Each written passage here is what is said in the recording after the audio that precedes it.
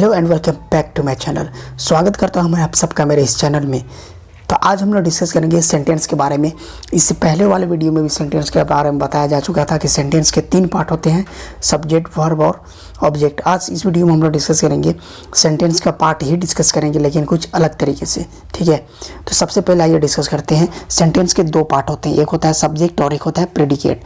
अब ये सब्जेक्ट क्या होता है? सब्जेक्ट मतलब काम करने वाला, जिसके द्वारा कुछ काम होगा, उसको हम लोग कहते हैं सब्जेक्ट। जैसे I, you, we, he, she, दे, तो ये सारे क्या हैं? सब्जेक्ट हैं। सिमिलरली प्रेडिकेट के बारे में बात करते हैं तो प्रेडिकेट किसको कहा जाता है? सब्जेक्ट को छोड़ के सेंटेंस का जितना भी पार्ट बच गया वो सारा को हम लोग कहेंगे प्रेडिकेट। तो आइए इसको हम लोग एक एग्जांपल से समझते हैं। जैसे एक एग्जांपल लेते हैं, आई एम लर्निंग इंग्लिश, मैं इंग्लिश सीख रहा हूँ। इसमें आई जो है एक सब्जेक्ट होगा और एम लर्निंग इंग्लिश जो है वो एक प्रेडिकेट होगा। Similarly this flowers are beautiful, ये फूल खूबसूरत हैं। इसमें अगर हम बात करें तो इसमें दिस जो है वो सब्जेक्ट होगा और बाकी जो रिमेनिंग पार्ट बच रहा है दिस को छोड़ के, यानी फ्लावर्स आर ब्यूटीफुल, तो ये सारे के सारे प्रेडिकेट होंगे। आप सोच रहे होंगे कि इसको क्यों पढ़ाया जा रहा है, सब्जेक्ट और प्रेडिकेट सबको क्यों पढ़ाया जा रहा है। देखिए, इसको पढ़ाने का मेन रीज़न ये है कि जब हम आगे बढ़ेंगे तो उसमें अगर हम बोल देंगे प्रेडिकेट तो आपको समझ में नहीं आएगा प्रेडिकेट किसको बोला जा रहा है। तो पूरी तरीके से हम लोग इस सारा चीज़ को समझ लेंगे, नाउन प्रोनाउन वगैरह क्या होता है। नेक्स्ट हम लोग बात करते हैं पार्ट्स ऑफ स्पीच के बारे में। तो बेसिकली गाइज याद रखिएगा कि पार्ट्स ऑफ स्पीच जो होते हैं वो 8 होते हैं। ठीक है, 8 पार्ट्स ऑफ स्पीच होते हैं। पहला होता है नाउन। ठीक है, नाउन किसको कहते हैं? कोई भी नाम को नाउन कहा जाता है, किसी भी चीज़ का नाम को। जैसे pen, pencil, book, chair, table, mobile, किसी भी चीज़ का नाम जो है वो सारा का सारा नाउन कहलाता है। नेक्स्ट है प्रोनाउन। प्रोनाउन कहते हैं जो नाउन के बदले में आता है उसको हम लोग कहते हैं प्रोनाउन। जैसे I, you, we, he, she, you, तो ये सारे क्या है? प्रोनाउन है। Next adjective. एडजेक्टिव किसको कहा जाता है? जो नाउन के बारे में बताता हो, नाउन का कुछ विशेषता को बताता होगा कि वो किस तरीके का है। कोई भी चीज़ है तो उसका खूबी या खराबी होता है, तो उसको जब डिस्कस किया जाता है इंग्लिश लैंग्वेज में तो एक टर्म यूज़ किया जाता है जिसको हम लोग कहते हैं एडजेक्टिव। जैसे good, bad, big, red, small, तो कोई भी चीज़ बड़ा भी हो सकता है, छोटा भी हो सकता है, ठीक है, बुरा भी हो सकता है, अच्छा भी हो सकता है, तो उसको हम डिस्कस करने के लिए वर्ड यूज़ करते हैं, उसको कहते हैं एडजेक्टिव।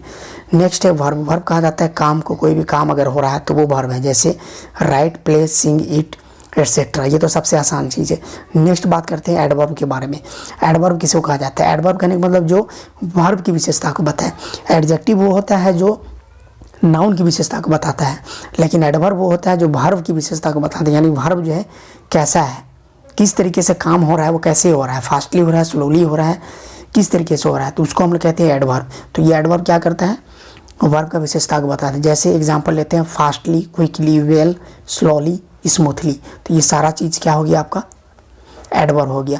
प्रीपोजिशन किसको कहा जाता है? प्रीपोजिशन कहने का मतलब है एक नाउन को, मतलब ये एक नाउन को दूसरे वर्ड से जोड़ देता है। कोई भी अगर नाउन है तो वो किसी दूसरे वर्ड से इसको जोड़ देता है। जैसे to, at, in, from, on, ये सारा चीज़ आप हिंदी में भी पढ़ते होंगे। जैसे मे हो गया, पर हो गया, से हो गया, तो ये सारा सबका इंग्लिश क्या होता है? तो इनका जो इंग्लिश होता है वो होता है to, at, in, from, on, ये इस तरीके से इंग्लिश होता है और इनको हम लोग प्रीपोजिशन कहते हैं। नेक्स्ट बात करते हैं कंजक्शन के बारे में कि कंजक्शन किसे कहा जाता है। कंजक्शन कहने का मतलब ये है कि ये क्या करते हैं, कोई भी बात जो हम लोग कुछ बोल रहे होते हैं तो अगर हमारा बात कंप्लीट नहीं होता है तो 2 सेंटेंस के बीच में हम इन सबको यूज़ करते हैं, या तो सेंटेंस के बीच में या क्लाउज के बारे के बीच में यूज़ करते हैं या वर्ड के बीच में, इन सबको हम यूज़ करते हैं। जैसे एंड हो गया, बट हो गया, व्हेन, ये सारा जो चीज़ होता है इसको हम लोग कहते हैं कंजक्शन। नेक्स्ट बात करते हैं इंटरजेक्शन के बारे में। तो ये जो इंटरजेक्शन होता है ये क्या होता है कि जब हम बात करते रहते हैं तो हम लोग का मुँह से जो है कुछ वर्ड्स जो है वो अचानक निकलते हैं। जैसे शाबाश, ठीक है, ये तो मार्वेलस, वेल डन, ब्रेवो, ओह, हाई, वेल, तो ये सारा जो वर्ड्स हैं इंग्लिश में इनको हम लोग कहते हैं इंटरजेक्शन। तो ये सारे वर्ड्स को हम लोग कहते हैं इंटरजेक्शन। सो आई होप आपको ये पूरा वीडियो यहाँ तक समझ में आया होगा। तो गाइज अगर आपको पूरा मेरा लेक्चर समझ में आ रहा है तो मैं चाहूँगा कि आप मेरे चैनल को सब्सक्राइब करें और इंग्लिश जो है वो एकदम पूरा बेसिक्स सीखने के लिए आप मेरे साथ बने रहिए।